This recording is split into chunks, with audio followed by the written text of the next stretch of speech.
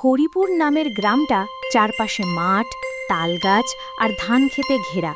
শান্তিপ্রিয় মানুষজন থাকে এখানে। কিন্তু এই গ্রামের উত্তর কোণে এক ভাঙাচোরা কুঁড়ে ঘরে থাকত এক বুড়ি। তার গায়ের রং কালো, দাঁতে ফাঁক, চুল একেবারে তুষারের মতো সাদা। তার চোখ দুটো ছিল অদ্ভুত, একটা বড়, একটা ছোট, সব সময় যেন চকচক করত। গ্রামের লোকেরা ডাকত তাকে কালো বুড়ি। গুজব ছিল সে যার দিকে তাকাত তার সর্বনাশ হতো। যেমন রমেশের গরু একদিন বুড়ির সামনে দিয়ে গেল, পরদিন গরুর দুধ এক ফোঁটা বেরোল না। পাড়ার মেয়েরা বলতো বুড়ি নাকি তাকিয়েছিল মাটিতে রাখা হাঁড়ির দিকে, আর হাঁড়ি নিজে থেকেই ফেটে গেল। বাচ্চারা খেলতে খেলতে তার আঙিনার কাছে গেলেই হঠাৎ বাতাস বইতে শুরু করত। তাদের বল গড়িয়ে চলে যেত জঙ্গলের দিকে। হরিপুরে কয়েকজন দুষ্টু ছেলে ছিল, গোপাল, মিঠু, চাঁদু আর মীরা। ওরা সব সময় কৌতূহলী। অন্যরা যত ভয় পেত কালো বুড়িকে, এরা উল্টে ততই ভাবত, আরে সত্যিই কি বুড়ির কুনজর আছে, নাকি সবাই ফালতু ভয় পায়। একদিন বিকেলে ওরা পুকুর পাড়ে বসে আলাপ করছিল। গোপাল বলল, শোন, বুড়ি যদি এত শক্তিশালী হয়, তবে পুলিশ কেন ওকে ধরে নিয়ে যায় না? মিঠু ফিসফিস করে বলল, কারণ সবাই ভয় পায়, পুলিশও হয়তো তাকিয়ে পড়লে অসুস্থ হয়ে যাবে। মীরা সাহসী মেয়ে, সে বলল, আমার মনে হয় সবই বানানো কথা, বুড়ি গরিব বলে সবাই ওকে দোষ দেয়। চাঁদু বলল, তাহলে প্রমাণ করে না, চল কাল সকালে বুড়ির বাড়ির পাশে গিয়ে দেখি। সবাই থতমত খেলেও শেষমেশ ঠিক হল ওরা চারজনই যাবে। পরদিন সকালে ওরা লুকিয়ে বুড়ির কুঁড়েঘরের কাছে গেল। কুঁড়েঘরের সামনে এক বৃদ্ধা বসেছিল হাঁটু জড়িয়ে। তার হাতে একটা কালো বেড়াল, চোখ দুটি যেন আগুনের মতো ঝিকমিক করছে।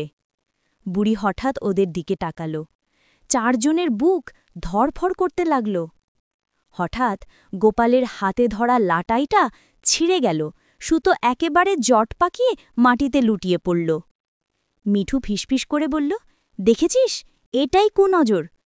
মীরা ভয় পেলেও চেঁচিয়ে উঠল, না, এটা কাকতালীয়। কিন্তু তখনই এক মজার কাণ্ড ঘটল। চাঁদুর প্যান্ট হঠাৎ ছিনে গেল, আর সে হড়বড় করে মাটিতে পড়ে গেল। বুড়ি হাহা করে হেসে উঠল। তার হাসি ছিল যেন শীষ দেওয়া হাওয়ার মতো, একেবারে অদ্ভুত। ওরা চারজন দৌড়ে পালালো, কিন্তু ভেতরে। পরদিন সন্ধেবেলা গোপাল একা একা বুড়ির কুঁড়েঘরের পাশ দিয়ে যাচ্ছিল। হঠাৎ দেখল সেই কালো বেড়ালটা তার পায়ের কাছে এসে গুটিসুটি মেরে বসে পড়ল। গোপাল অবাক। সে ভাবল, এটাই তো বুড়ির সঙ্গী। যদি এটাকে বন্ধু করা যায়, তবে বুড়ির রহস্যও ফাঁস হবে। গোপাল আস্তে আস্তে বেড়ালটার মাথায় হাত বুলিয়ে দিল। আশ্চর্য, বেড়ালটা গড়গড় করে শব্দ করল আর তার পেছন পেছন হাঁটতে লাগল। সেই রাতে গোপাল ঘরে ঢুকতেই মিঠু, মীরা আর চাঁদু চেঁচিয়ে উঠল, ওরে বাবা, তুই বুড়ির বেড়াল নিয়ে চলে এসেছিস? গোপাল হেসে বলল, চুপ, এটা খারাপ কিছু নয়, আজ থেকে আমাদের গোয়েন্দাগিরির সহকারী হবে। মীরা বেড়ালটার নাম দিল ঝিঙে। পরের কদিনে ঝিঙে তাদের সবার বন্ধু হয়ে গেল। যেখানে যেত, ঝিঙে ওদের সঙ্গে যেত। একদিন মীরা বলল, দেখেছ, ঝিঙে কত শান্ত। যদি বুড়ির কুনজর এত ভয়ঙ্কর হতো, তবে এই বেড়ালটা তো আমাদের সাথে আসত না। চাঁদু একটু দুষ্টুমি করে বলল, চল বুড়িকে ফাঁকি দিই। সেদিন দুপুরে ওরা বুড়ির বাড়ির সামনে লুকিয়ে বেলপাতা ছুঁড়তে লাগল। বুড়ি হঠাৎ বেরিয়ে এসে ওদের দিকে তাকাল, কিন্তু আশ্চর্য, কোনো অঘটন ঘটল না। বরং বুড়ি হেসে বলল, এই যে দুষ্টু বাচ্চারা, আমার দিকে তাকালে ভয় পাও কেন? আমি কি দানব নাকি? শিশুরা থতমত খেল। ওরা ভাবল বুড়ি হয়তো রাগ করবে, কিন্তু সে বরং হাসল। মিঠু ধীরে ধীরে জিজ্ঞেস করল, তাহলে আপনার কুনজর? বুড়ি আবার হেসে বলল, আহা, ওসব সব গুজব। আমি গরিব, একলা থাকি, তাই সবাই গল্প বানিয়েছে। কিন্তু ঠিক সেই সময় গ্রামের মাঠে এক অদ্ভুত ঘটনা ঘটল। ধান শুকোতে রাখা খড়ের গাদা হঠাৎ আগুনে জ্বলে উঠল। সবাই চেঁচিয়ে উঠল, এটা কালো বুড়ির কুনজরের কাজ, ও ও তাকিয়েছিল বলেই আগুন লেগেছে। লোকজন লাঠি-সোঁটা নিয়ে বুড়ির দিকে ছুটল। বাচ্চারা ভয় পেয়ে গেল। মীরা চেঁচিয়ে বলল, না, আমরা জানি বুড়ি নির্দোষ, এটা কুনজোরের বাবার নয়। কিন্তু গ্রামবাসী শুনল না। তারা বুড়ির ঘরের চারপাশে ভিড় করল। বুড়ি তখন কুঁড়েঘর থেকে বেরিয়ে বলল, তোমরা যদি আমাকে দোষ দাও তবে প্রমাণ আনো, আমি কারোর ক্ষতি করিনি। সেই মুহূর্তে গোপাল সাহস করে এগিয়ে গেল। সে বলল, আমরা নিজের চোখে দেখেছি, বুড়ি হাসি খুশি, ও কোনো দুষ্টু কাজ করে না, কুনজোর বলে কিছু নেই। এক সন্ধ্যায় গোপালরা বুড়িকে জিজ্ঞেস করল, ঠাকুমা, গ্রামের সবাই তোমাকে এত ভয় পায় কেন? বুড়ি দীর্ঘশ্বাস ফেলল। তার চোখে জল এসে গেল। সে বলল, অনেক বছর আগে আমি গ্রামে নতুন এসেছিলাম। আমার স্বামী অসুস্থ হয়ে মারা গেলেন, আর আমি একাই রইলাম। মানুষ অকারণেই আমাকে দোষী করতে লাগল। কারোর গরু মরে গেলে, কারোর হাঁড়ি ভাঙলে, এমনকি বাচ্চা জ্বর হলে পর্যন্ত বলতো, কালো বুড়ি তাকিয়েছে। তখন থেকেই এই কুনজরের বদনাম ছড়ালো।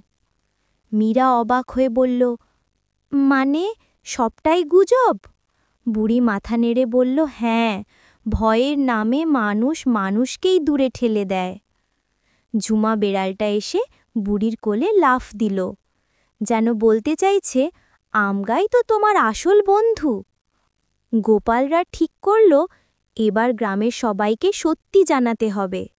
তারা একদিন গ্রামের মাঠে সবাইকে ডেকে বলল, কালো বুড়ি কোনো কুনজর দেয় না, তোমরা ভয় পাও বলেই ছোট ঘটনাকে বড় অঘটন মনে হয়।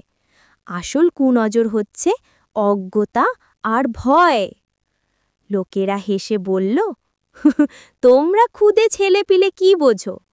যদি সত্যিই বুড়ির কুনজর না থাকত তবে কত অঘটন ঘটছে কেন? গোপাল বলল, তাহলে আমরা পরীক্ষা করি, বুড়ি ঠাকুমা আমাদের সামনে তাকাক, দেখি কি হয়।